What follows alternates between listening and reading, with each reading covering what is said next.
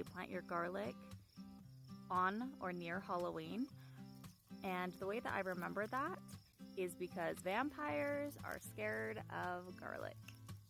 And then I always remember to harvest my garlic around the 4th of July. So I'm going to show you that not all of my garlic is ready to be picked yet, but there are a good many that are. So I just pulled up one from right here. Look how big it is this year.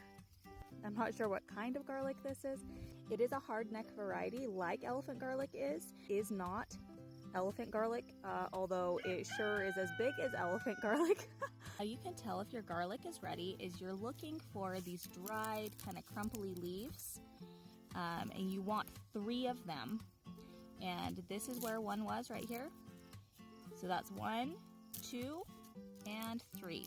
Just to make sure that these are going to cure well and store well. What I'm doing is I'm going ahead and I'm just sticking my little spade into the soil here. I'm loosening up the soil. Go ahead and grab it at the base here. And I kind of do like a pull and tug, if that makes sense, back and forth.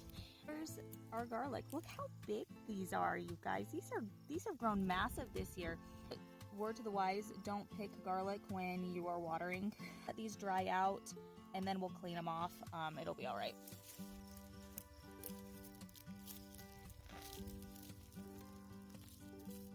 Oh, wow, these are so big. Not quite ready. There are quite a few that are ready and quite a few that are not. I'm just gonna have to go through and really look.